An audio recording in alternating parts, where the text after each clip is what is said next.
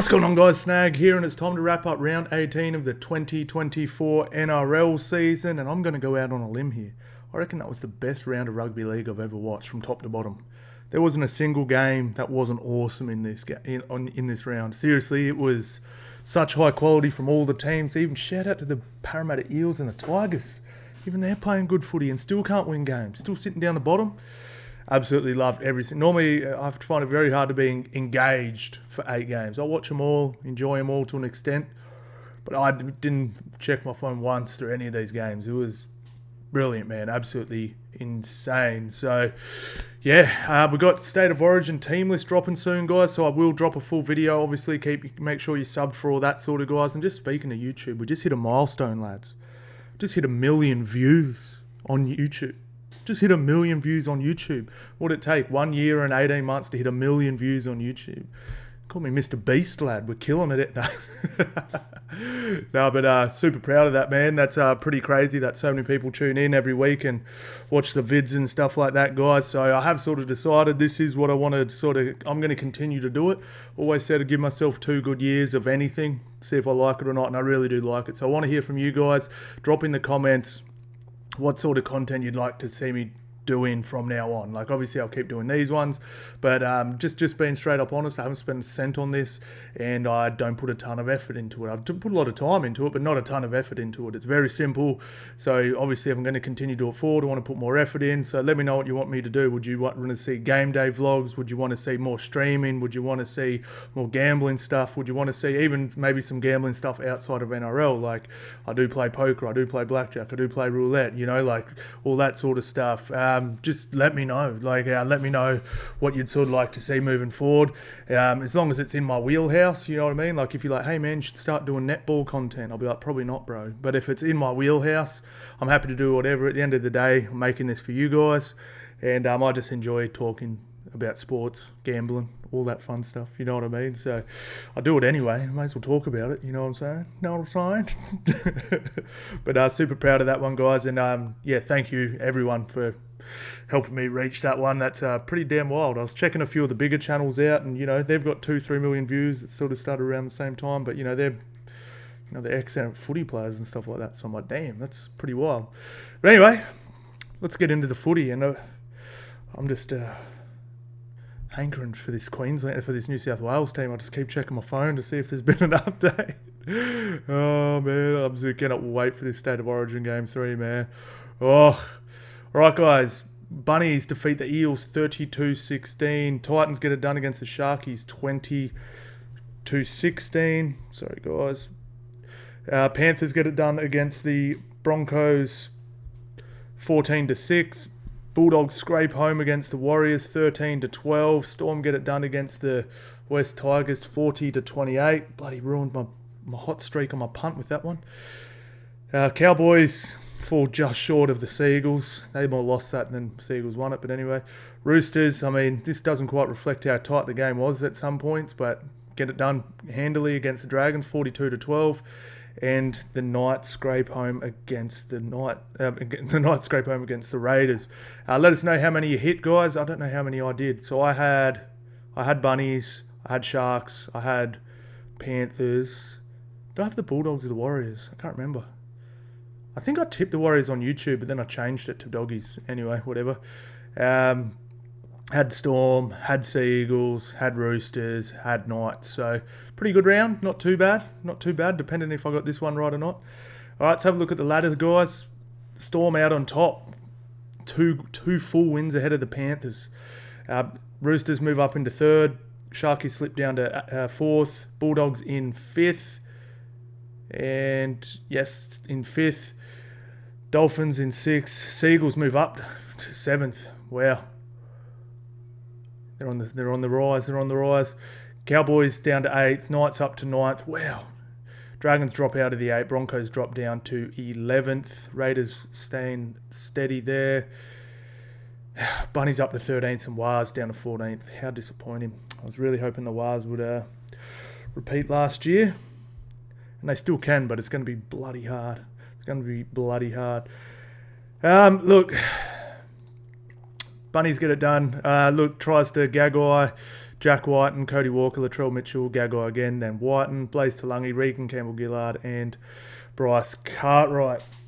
Now, my initial notes for this was I was going to go over where the Bunnies can make the 8. However, Latrell Mitchell has done his, some ligament in his foot or something.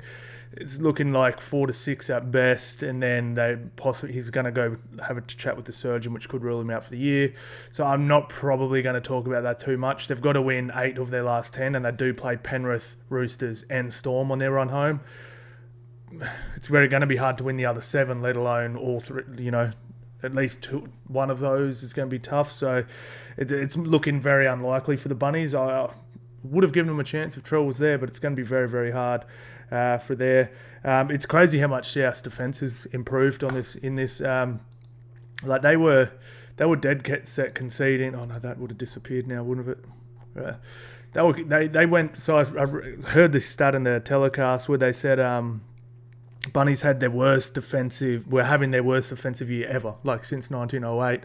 And if they kept Parramatta to 12 or under, they would have had their best 4-week period in history, which is in the NRL era, sorry. So that is wild. Like that is a massive turnaround. Keeping teams to 12 or under for a 4-week period is very good. And then to see how bad it was is absolutely nuts. So shout out to them. Look, Ben Hornby's done such a good job with them, and I think they're going to be good for next year. I think that we might be having them up in that top 6 discussion again next year. Maybe even Trell going out for the rest of the season might be a good thing, and blood some new players, just play some good footy, see what works, see what doesn't, start afresh for 2024. But I'm sure they won't roll over and die like that, but you never know.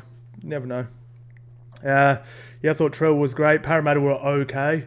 I just want to say I love Jack White at 6. If you've been following me for a while, you'll know that I've never really liked Jack White as a 6, but I've said this a few times as well, sorry for repeating myself, but I don't think it's that I don't like him at 6. I just don't want him as my chief playmaker. Cody Walker, Latrell Mitt handle all that. If you watch this game back, watch the highlights, Jack does exactly what Jack does. Run hard, tackle hard, go in against the grain, and just he brilliant, absolutely brilliant. So I was wrong. I do like Jack at 6. I just don't want him to be my chief playmaker. In fact, I don't want him to be my second option. I want him to be my third option when it comes to running the team.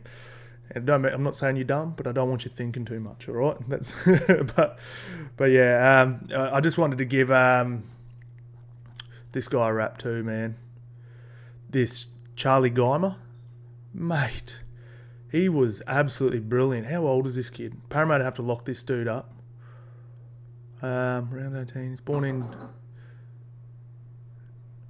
2024. Where's his actual? There's nothing about him on here. But yeah, he was enormous. Like he was better than Junior. He was better than Regan. He was the best forward on the park in his first game with a team full of rep players. Like nuts, man. Absolutely nuts. He was enormous, man. Like shout out to him. He was better than Angawi. Regan had a pretty good game.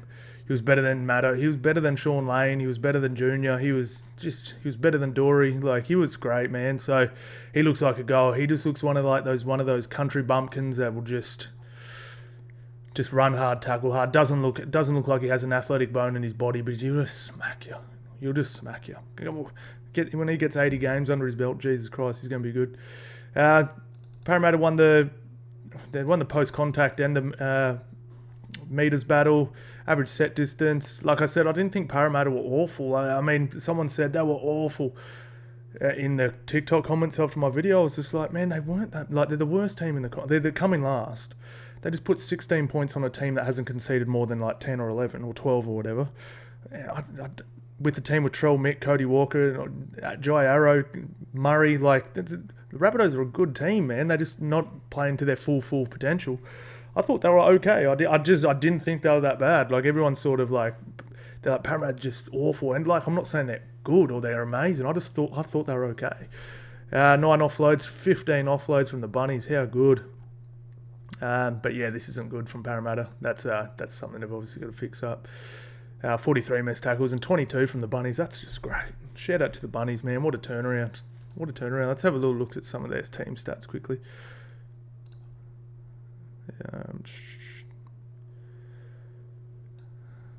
Busy enough. Tino Mill. I thought Milne was all right. What are their forwards getting us? So Cam Murray played on an edge. I actually didn't mind him there. I thought he was pretty good. 134 metres, 55 post contact, 3 tackle busts. The cool thing about this is they've got a glut of middle. So like Koloamatangi, because I like Koloamatangi in the middle, but I don't want him in there for 30 minutes. And also if Cam Murray's in the front row, it's very hard to fit Tallis Duncan into the team because they're so similar.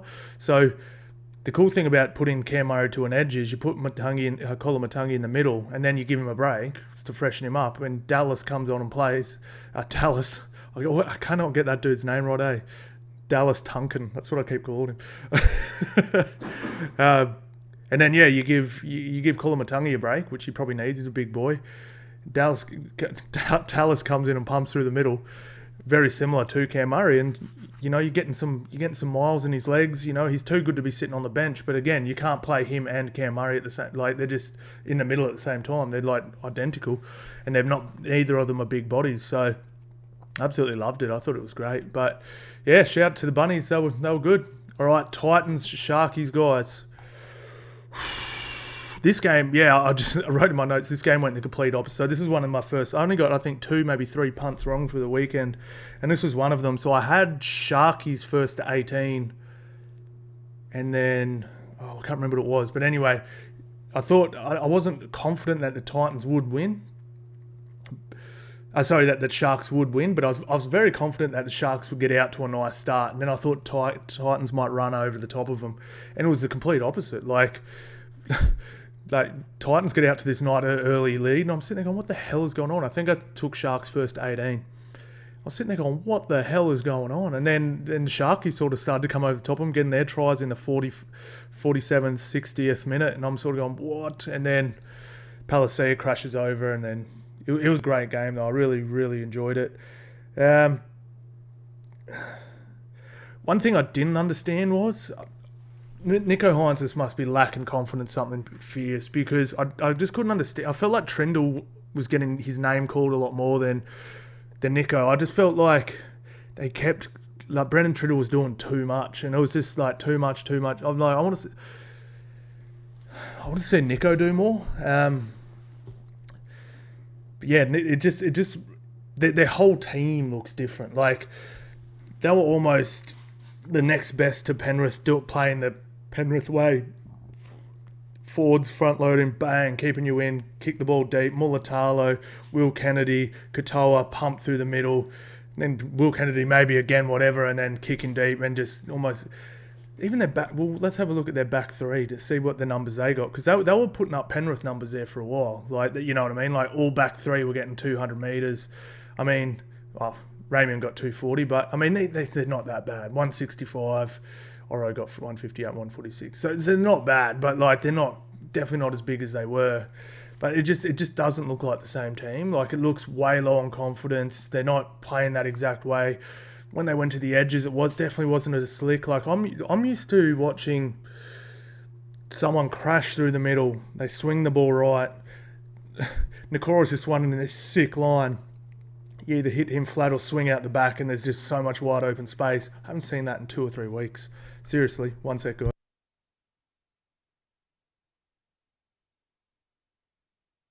So yeah, it just doesn't even look like the same team. Like they don't look horrible. They just I can't remember the last time I was like, oh, that looked slick. Like, can you guys remember the last time you just sat there and went, that was nice? When you're watching the not Sharks, I used to say that 3 times a game. You know, like it was. But anyway, we'll have a quick look at the team stats, see where it went wrong for the Sharkies. Completion rate 70. Well, there you go. It's not great. 70%, 77. Not tremendous, but not too bad. It's extra 7 completed sets from the Titans. Still getting plenty of meters. 1,600. Kept them to 1,490. Lost the post-contact battle. 4 line breaks apiece. 40 tackle breaks apiece. It was a pretty close game. Like I said, they weren't bad. 16 offloads to 6. I felt like a few of these offloads were forced, and I felt like a few of the offloads were a bit like there was nothing on after, you know, like 16 errors to 9. That'll do it. But yeah, it's I tell you what, man, I love this Keeney kid. This is the thing, right? I've sort of been against the little fullback. I love me a big fullback. I love me a big, powerful fullback. I want my fullback built like Joseph Suaalii, like Turbo, like whoever. I like them to be able to take a Dylan Edwards. I like them to be able to take a carry. But the thing is, and that's why I thought the little fullback was dead. I really did, with the way the game's played now. But it shows, like we look at Keeney, we look at Fuller from the Dolphins. You can be little and agile and far longer as well, but you have to still be able to take a tough carry and not get folded. And he does. He was just sprinting into the line, just getting smacked, but sometimes fighting his front and getting quick play the ball, and that's fine. Like what you can't have them do is dance along the line every single time and then get grabbed, dragged back, put on their back, held down for 5 seconds. You know what I mean? You have to run fast in the line, create a collision, get to your feet, go. And Keeney did that. So he's got him and Farlongo and Fuller, all real small bodies, and but they take the line on so aggressively, it doesn't matter. They've been absolutely great. So shout out to Keeney, 205 metres, 63 post contact. Wow, 7 tackle breaks. The cool thing is too, if you do peel into the line a couple times, you go to do it that third time, everyone plants thinking you're going to run into them. Now your footwork's on, but. You know what I mean? So it's always told my son, I said, first carry, always run straight. Never change direction. Next carry, you can look for your footwork. You know what I mean? Because I'll be expecting they know you're not scared to run straight, so they're going to plant. Now you look for your footwork on your second carry. But yeah, look, crazy game, man. Another close one, 4 points. Who do the Sharkies have next week? Tigers. Well, not that Tigers are even an easy team now, but they need a game they can win. Like, they really do. They like Sharkies need a confident win. They need a win. Even if they win this game against the Tigers, if they win it, say 16-20, I don't think that'll do much. I think they need to put a team to the sword to really get that confidence back. I really do. They're in that sort of state. Broncos versus the Panthers. Right, Reece Walsh was great. He scored a try. Jake Cole, Brian To'o, Mitch Kenny. Mitch Kenny just loves scoring against the Broncos. Mitch Kenny scored 4 tries in his career and 3 of them against the Broncos. How crazy is that? I saw a lot of people chucked money on him too to win the game. To score a try.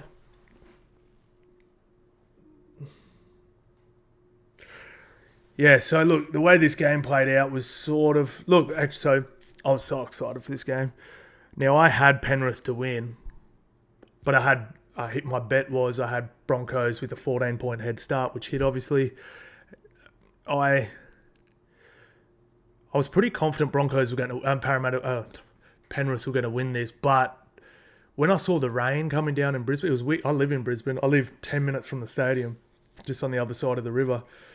The TV comes on and the game comes on. They're running out and it's raining. I'm like, what? And I check out my window. There's no rain. I was like, what the hell? There literally must have been I was like, I was immediately... as soon as I saw that, I'm like, the footy gods are getting Brisbane to win this one. You know what I mean? There's just a cloud over Suncorp. We all know Penrith aren't great in the wet. I'm sitting there going, I'm in Bulimba where I live. I'm looking around going, there's no rain. Like, why is it raining at Suncorp? I couldn't believe it. I was blown away, and I'm like, Broncos are going to win this now. But man, I was pretty damn surprised with the Panthers. They, like I've always said, Penrith actually play wet weather footy in the dry. So, and they don't change the way they play in the wet, but you don't have to because they sort of play that way naturally.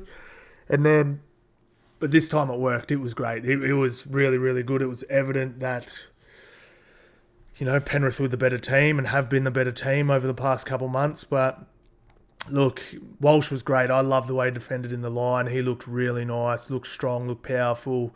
I thought Corey Oates was actually pretty good. I didn't like Mariner in the centres. Cobbo was enormous. He's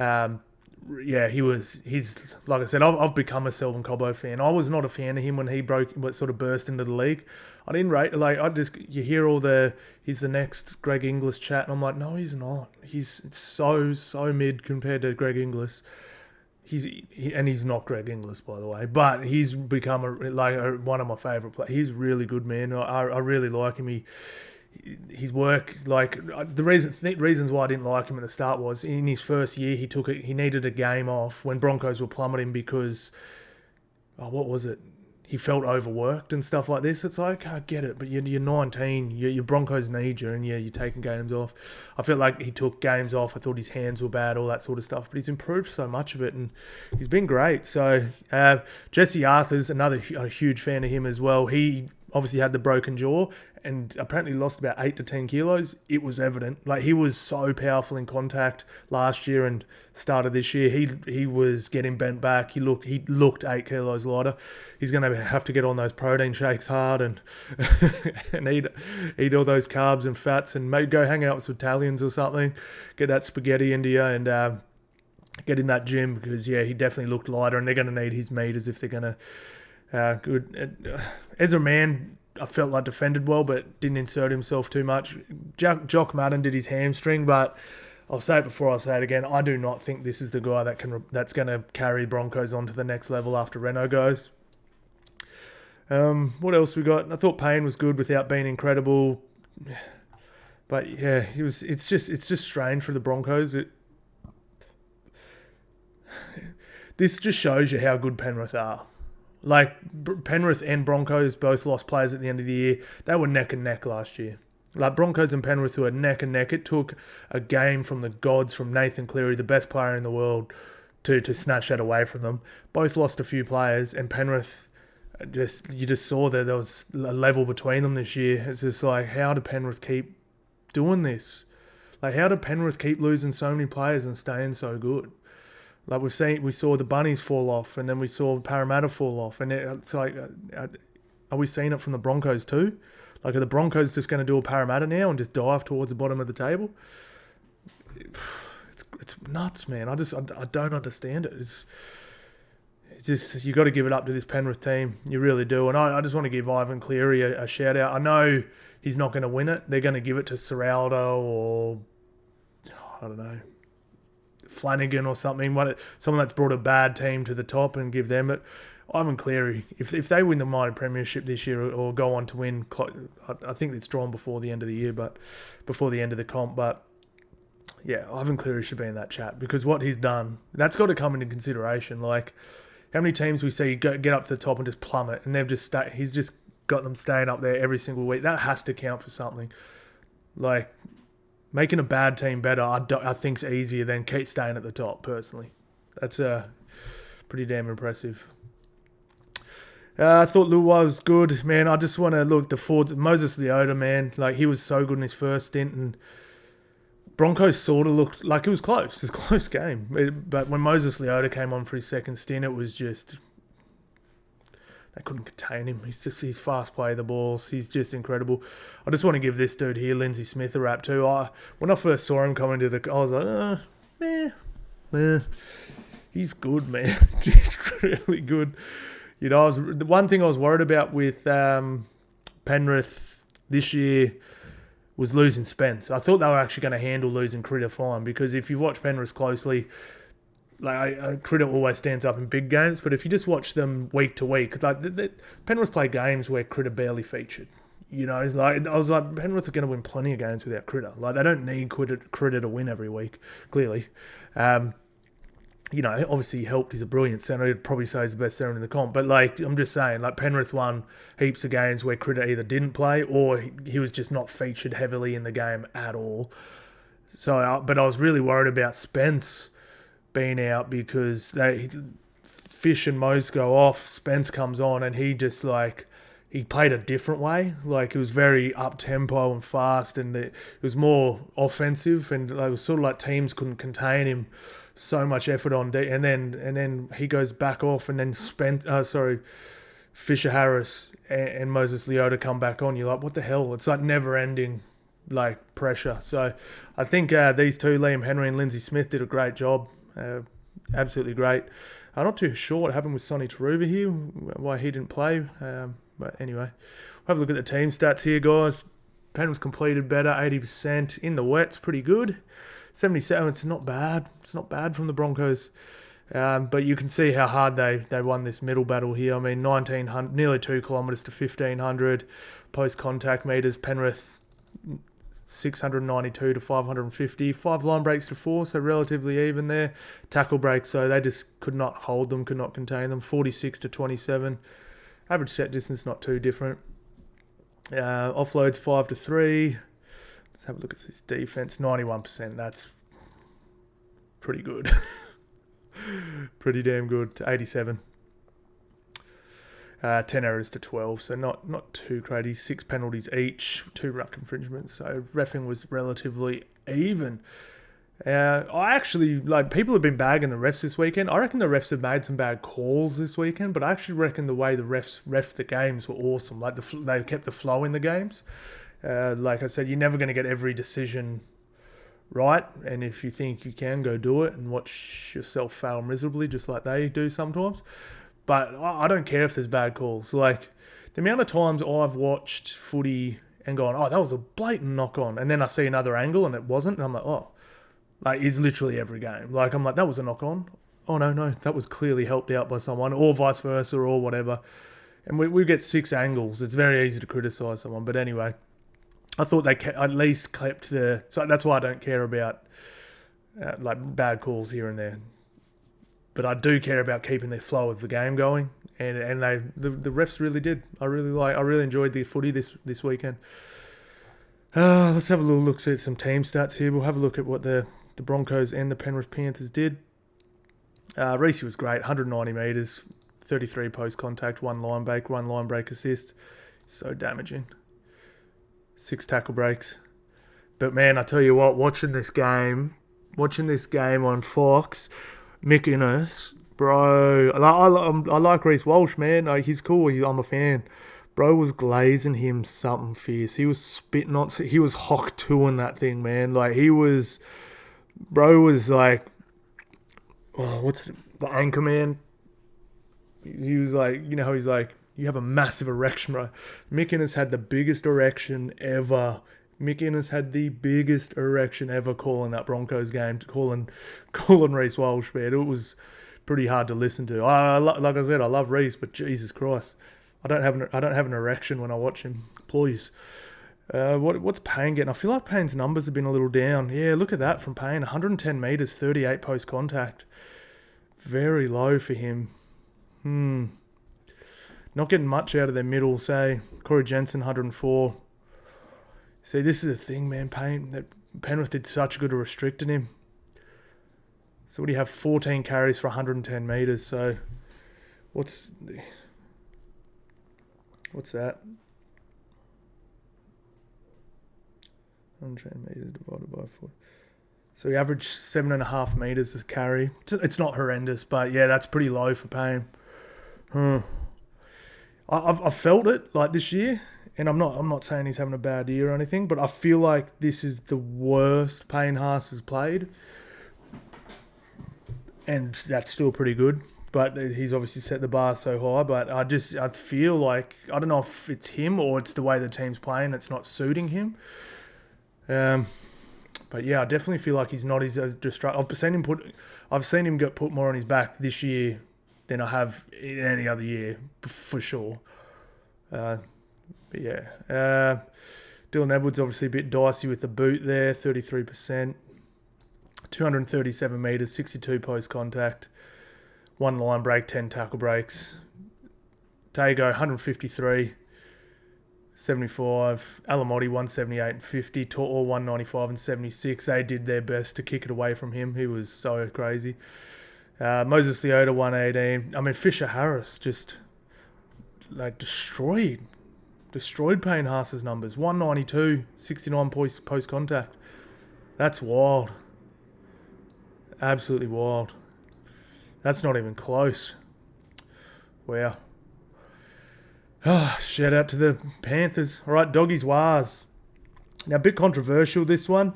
Now, I had this one down as just a good win for the Bulldogs. And again, the refs put the whistle away. And I sort of liked that. But the Jamin Salmon thing, I was actually cool with it live. I didn't I did my post video with it. I did a highlight video where I was talking about the Bulldogs and, how good they were and, you know what I mean, and stuff like that. But Jamin Salmon did get 2 weeks on the sideline. So that clearly should have been a penalty. Like, again, I had no problem with it live. I was like, oh, yeah, a bit rough, but whatever. I'm not one to sook about the refs. Just play on. You had 3 shots a goal. You couldn't converted one. You know what I mean? But if Jamin Salmon's spending time on the sidelines, clearly he did something wrong on field, which means it should have been a penalty. So Wahs do have the right to be upset, I tell you what. Now, this is the thing, and this is the issue the Warriors have, right? I think the Warriors play better without SJ there, but I can guarantee you right now, if SJ was in that game with a few minutes to go, he would have iced this. He would have slotted a field. Like, the Warriors didn't know what to do in that situation. They had no idea what to do. SJ would have gone, go here, carry here, get me the ball here, I'm slotting a field goal, and it would have gone down. Bulldogs were not restricting the meters. I'll get to the Bulldogs. Bulldogs were not that good. Matt Burton was. There was a few individual players that were very good, but the Bulldogs as a whole, like, Warriors had the better play. Like, Warriors had more meters going forward. They were getting to where they wanted to go, and they had the better shots at goal. They were kicking the ball from closer, everything like that. Burton just has a boot from the gods who can slot him for longer. But if SJ was there, he would have gone, here, get me the ball, I'll kick it. And he wasn't there. So that's the tough thing that the Warriors have to do now. I actually thought of this, but I was like, I won't say it because it sounds stupid, but I'd almost put SJ on the bench. Again, like, just for hear me out. The first 20 minutes of the game, do you really need SJ in there getting carried, like getting smacked around, getting this, getting that? You know, the game's not really going to be won in the first 30 minutes, but, I mean, bringing him on to lead the team around or to protect a lead or to... Again, just imagine Sean Johnson was healthy for this and he came on in that halfway through that second half, or just, you know, whatever, like at the end of the first half, or to just lead the team around and do what he needed to do. I think they iced this game. But yeah, it's an outside of the box way of thinking. It's just I thought it last week, and I just remember sitting there going, man, SJ would have iced this game. Yeah, Dogs were good without being great. I mean, their first try was off an intercept, second try off a kick, but their defense is just so good, it keeps them in there. And Burton's kicking game is just dead set, keeping doggies in game. Like I said, their middles can't really match it with many forward packs, but his boot just doesn't matter.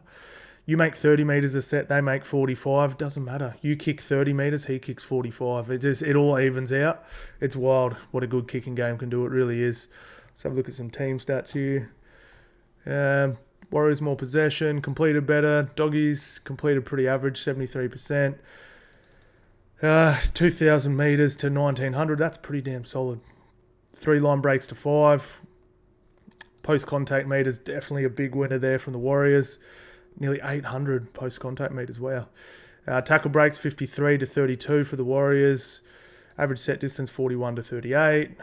Play the ball speeds, pretty similar. 13 offloads to 8. Defense, 88 to 89. 53 missed tackles for the Bulldogs. 32 for the Warriors. Where's ineffective tackles? Oh, okay, it's 10. Yeah, so look, Doggies going in nice. They're coming to a bye now. The bye could not have come for a perfect time for the Bulldogs. Like 2 back-to-back Golden Point games. If they had to play anyone next week, it was going to be a challenge. Like, it really would have been. I don't care if they were playing Parramatta or the Tigers or something. Like, they would have really struggled. It's just the adrenaline dump, those extra minutes you got to play. It's just, yeah, that would have been tough. So they get the bye, get to freshen up. So perfect time for the Doggies to get the bye. We'll have a look who they got the week after. Cowboys in Queensland. Ooh, that's going to be tough. They're tough up there. All right, so yeah, shout out to the Doggies. Man, this was a good game, eh? I really enjoyed this game. Where's my notes on it? Yeah, Tigers came out strong. I thought they were great. Staines try early. Katoa got one back. Pole got one. Man, this Fanua Pole. I had him in my super coach. He is a freak, man. He's an absolute freak. I loved watching him play. Yeah, Lockie Galvin with a try. Charlie Staines looking good, and Jermaine Buller. This killed my multi. I just needed West Tigers under 25 points, and I would have hit my multi. And this try in the 79th minute killed it. I would have had the perfect Saturday otherwise. But anyway, yeah, killed me. Far longer, man. He's just so good to watch. Look, man. First of all, I'll just shout at Tigers look good, man. I'm sitting here watching some of these young players, and I'm sitting here saying, man, some of these young forwards they have are just 20, 30 games away from being really top shelf players. They're just a little inexperienced, but man, they're good. The crop of young good players coming through is ridiculous. Like, it's actually insane. Like, I reckon we might see some guys heading off to Super League a little early in their careers than they would have liked, because this young crop of players that are coming through are ridiculous, man. Like this Fainu and Pole, and man, it's just, yeah, it's that kid from the Warriors. Oh, who was that? I've got to shout him out quickly. What was his name again? Leaky Halasama.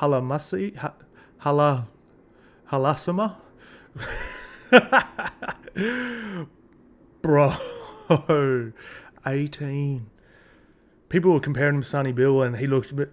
This dude monsters Sonny Bill's physique at that age. This dude was, his quads were hanging over his knees, lad. This dude was a beast.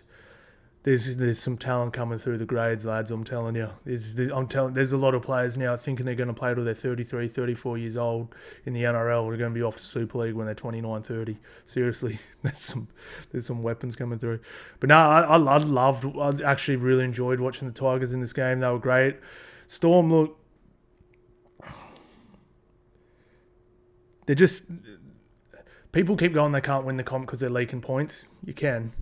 I keep hearing this, and predominantly from Doggies fans, and this isn't a dig at you Doggies fans. I just keep hearing it. We've got the best defense in the comp.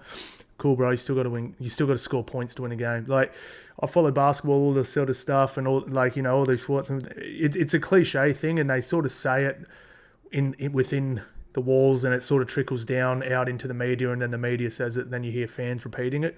Defense wins championships. Nah, man. Like, scoring more points than the other team does. Like, you have to have good defense, but you don't have to have the best defense in the comp to win it. Ask Jonathan Thurston. You know what I mean? Like, they won a chip leaking like 28 points a game. Like, they made so many second half comebacks that year they won. Like, it is possible. It's just what you're better off having is actually. This is why I'm thinking the Roosters are going to be a problem. So if we look at the Doggies, right? This, again, isn't a shot at the Doggies. I'm just using it. So, against is great. 263. That's absolutely brilliant. Okay? That's a great ratio. You know what I mean? You score on 328. You've leaked 263. Okay? So, you've got the second best defense in the comp. Yeah, cool. So, but then you come up here. Look at the Roosters. They're just behind you, and they've scored 522 points to your 300.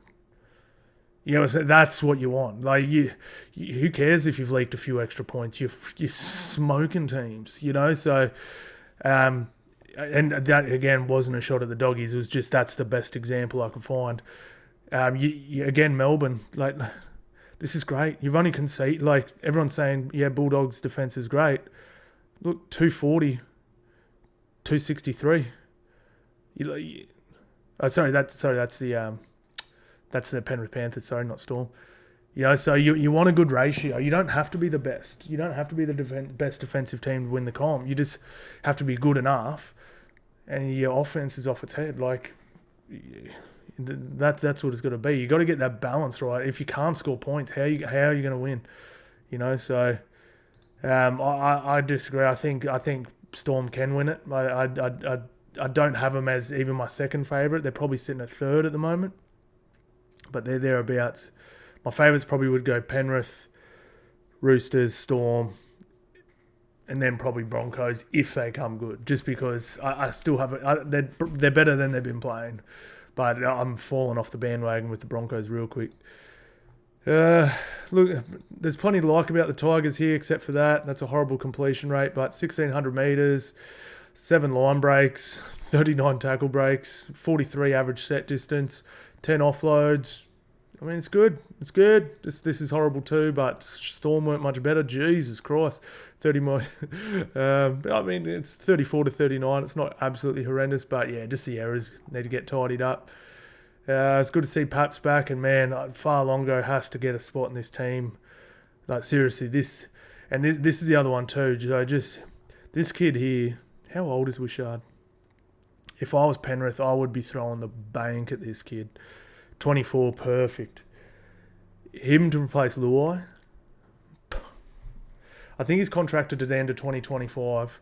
If I would, like, he's behind Munster, he's behind Hughes, he's not going to get a run. If he went to Penrith, I think he would start, and he would be possibly winning premierships as the starting number 6 in one of the best teams ever. If I was Penrith, I reckon Penrith would get him cheap too, and I think he'd want to go to another winning culture. I think if Penrith got him, Jesus Christ, I don't see anyone beating Penrith ever. He's such a good player. He's incredible, man. He's a genuine out and out number 6. Like, to me, he's almost leapfrogged guys like Dylan Brown and stuff. Like, he is that good. He is absolutely incredible. I think he could be top 4, top 5, number 3, number 6 in the comp. He's great. His running game is so big, strong, and he covers every position. So not as only an out and out top shelf number 6, he covers every position. He's played fullback, wing, centre. He played dummy half on the weekend. He is incredible. Tyrone Wishart, man. Yeah, I'd be seriously looking at the Panthers if I was him. I mean, if I was the Panthers, I'd be looking at him very closely. They had 900 spare. They had 900 spare for Luai. I know they spent a little bit. They just got rid of Tiny May. I'd be re-signing those 2 McLean kids who look like they could replace centres and wings there, and I'll be buying Wishart. For 2025. Let's have a look at some player stats here. Dream Buller was good without lighting the world on fire. 181. Oh shit, maybe he did light the world on fire. 1 line break, 2 line break assists, 2 try assists. I love the way Dewey's playing. He looks strong in contact, looks confident. I actually really like the way Charlie Staines is playing too. Lockie Galvin's still looking good and strong. Probably one of the better games Caesar's played too. Like, they were really good in a beaten team. Like, the scoreline doesn't quite reflect how good they were. They were really good. I was not overly confident in this game. Ryan Pappenhausen, 3 line breaks, 1 try assist. Jesus Christ. But yeah, Storm just did enough. Again, shout out to the Storm. Cowboys Sea Eagles. I had Sea Eagles to win this one. Look, this game, I actually thought Manly looked the better team at the start, but then the ref put the whistle in the pocket, and I was sitting there going, man, this is really going to favour the Cowboys, because they're used to those muggy conditions up there and stuff like that. I was like, and then it did. Like, the Cowboys really came over the top of them, but man, that arm wrestle just went for so long. It's so long, and it just didn't break. I think that in that first half was the longest I've ever seen a game of rugby league played without a stoppage. It was absolutely nuts how long it went for. And tell you what, Cherry Evans, 2 of those passes he threw, like that one how he faked and then went around, and the one that didn't get as much credit was, go back and watch it if you can. There's a video on my TikTok. He actually threw a cutout ball over the top to Saab, and it was well out in front of Saab, but he lofted it in such a way that Saab accelerated onto the ball, and as he accelerated onto the ball, he was around the defense. It was magical. Like, absolutely magical from Cherry Evans. It was, I actually think that one was better than the faking around. It was so beautiful, man. I love stuff like that. I could watch that pass highlight every day and still be impressed 300 days in. But yeah, look, the big talking point on this one, and I agree with it, and I was sitting there the whole time going, why isn't Drinky taking more field goals? He hits the ball so close. Even all his kicks all game were just coming off the boot nice. Like, everything he did was just nice. Drinky looked incredible, man. Like, Drinky always impresses me, but there was something about him. When was the game? Last night, night before, whenever. Where I was just sitting there going, wow, he looked faster, he looked stronger. Like, and I'm talking, he looked faster and stronger than he did 2 weeks ago. Like, I don't know what it is, but he looked like he was hitting the line faster. I don't know if it was a plan or like he was told to do it, because sometimes he plays a little bit like Latrell, right? Gets the ball. Sometimes he'll wave a winger over. He'll just pass it off. Whoops, and they take a carry. He doesn't even take hit ups and stuff. He was taking hit ups. He was with speed. So I don't know if they've gone, oh, we need to change the game plan. I actually really liked it. I don't think you want him to be high volume like Teddy or Dylan Edwards, but a little bit more volume from Drinky. The more Drinky takes carries, the more I'm going to like the Cowboys to win a chip. But yeah, that's just bizarre. Like he slots that one from 40 out, and then doesn't take another one. It was wild. And then look, man, I didn't realize this. A lot of Cowboys fans were like, yeah, we've always wanted what's his name? Clifford. Yeah, I think Clifford's got to be in. Chad Townsend was just cheeks all game, like absolute sloppy cheeks. Like he stunk it up like an unwiped butthole. Like seriously, he's just not that good anymore, man. Like I don't understand why Clifford's not playing. Seriously, like he didn't look close to getting one of those field goals, man. And just even his infield kicking, like I love Chad, man. Like I think he's had a really good, nice career, but he's a year and a half. He should have been in the Super League a year and a half ago. He had that nice run in 2022. That was it. Like that was it for Chad. Like I don't understand the trying to continue on with him.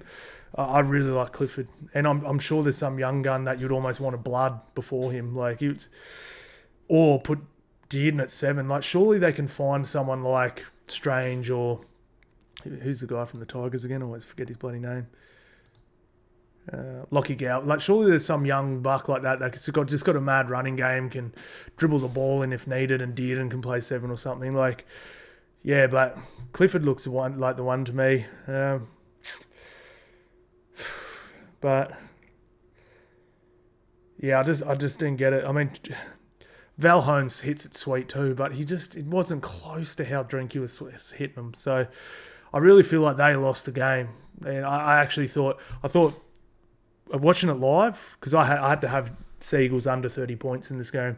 I thought Sea Eagles looked good, and I was like, oh, like they might score over 30 here. And then as the game went on, I was like, oh yeah, this is safe, but I'm a bit worried Cows could blow this one out, because I needed Sea Eagles to keep it relatively close. And then they sort of faded away. It was just not good enough. From like your number 7 should have iced that. And really, put it this way, if they swapped number 7s,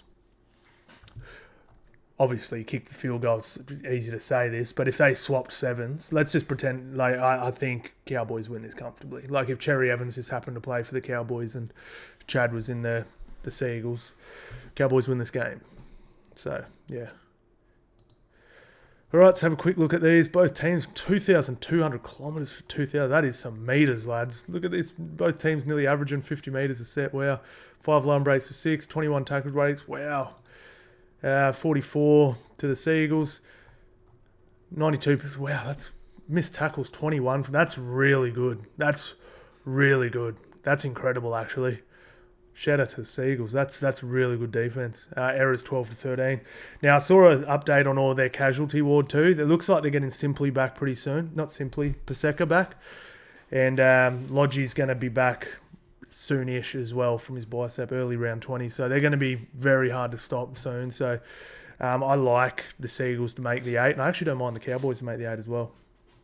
But we'll have to wait and see. Right, let's just move on to the Dragons versus the Dragons versus Roosters. Look, man, I had Roosters first to 20, which hit, and Roosters to score first. I was nervous, man.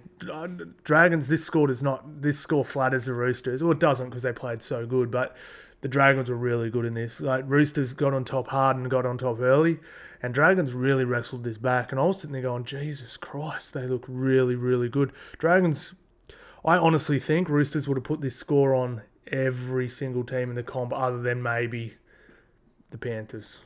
I honestly think they probably would have done this to the Broncos. I think they would have done this to just about. They were on one for Jared Hargraves, 307th. He was just slaughtering. They were just slaughtering.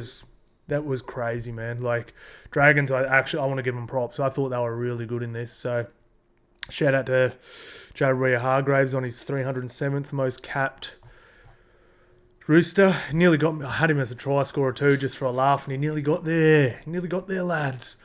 But yeah, it was fitting, absolutely fitting. So, where are we?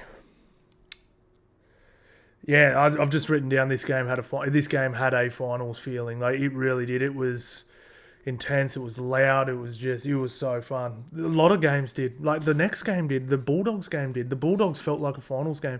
Do you know what the games feel like? They don't quite feel like finals. They feel like that week before the finals, or like a lot of the games feel like finals games.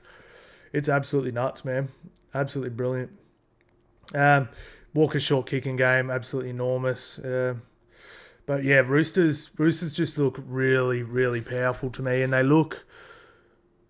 remind me of Broncos last year. Like I said this last year, I felt like last year was Broncos' chance to win the comp. Sometimes the stars just have to align. Like Roosters have pretty much had this roster for 3 or 4 years. And it hasn't clicked, and I haven't.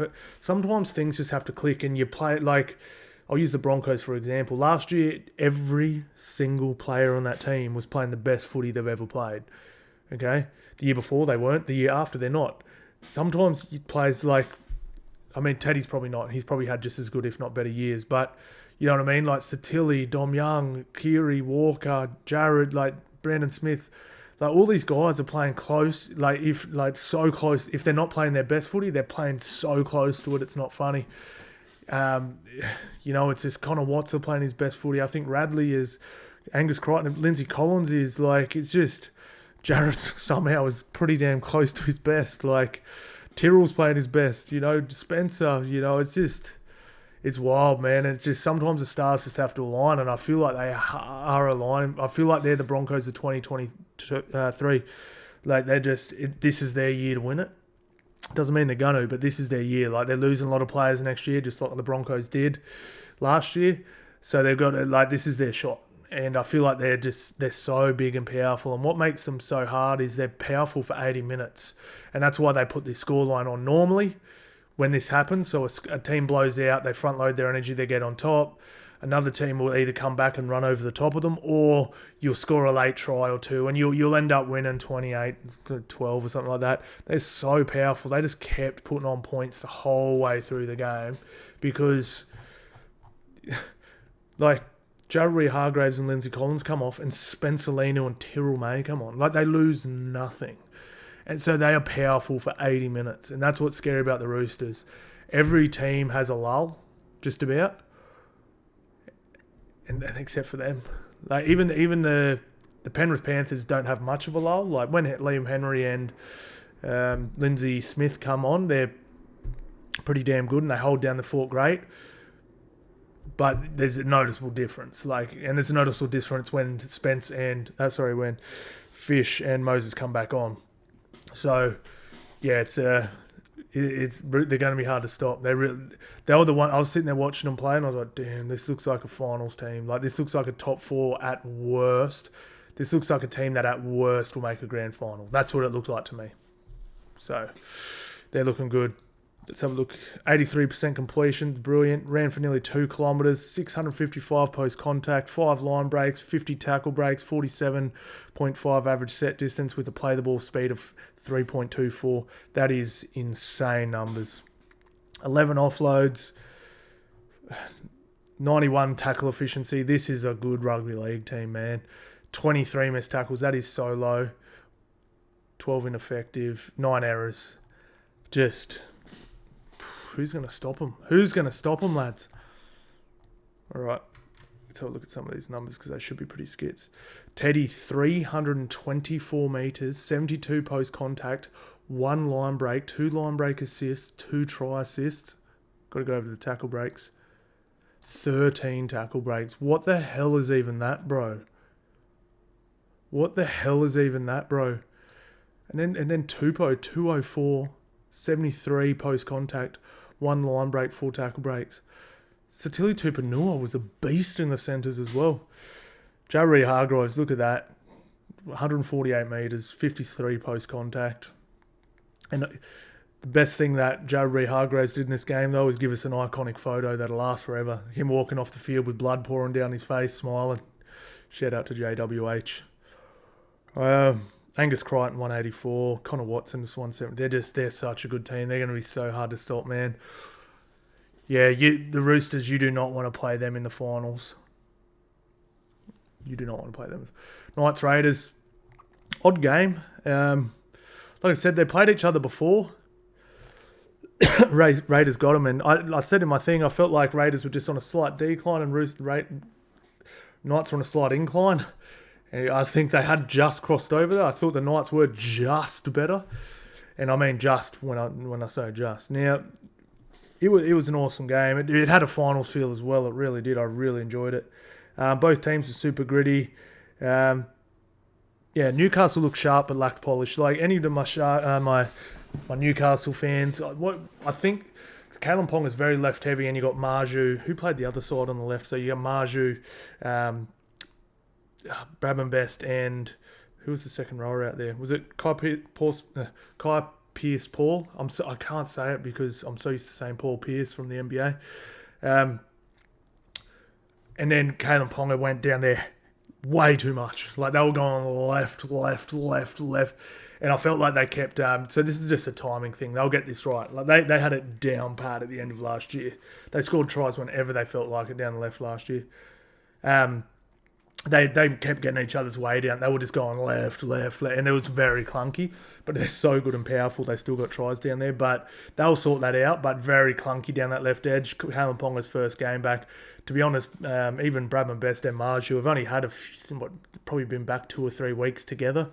But it looks scary. Kalen Ponga looks just as big as strong as he was. I'm not too sure what their run looks like. Who have they got next week? I think they have a bye, actually. No, they got the Sea Eagles. Oh, that's a huge game. Huge game. Wow. That's a big game. That's massive.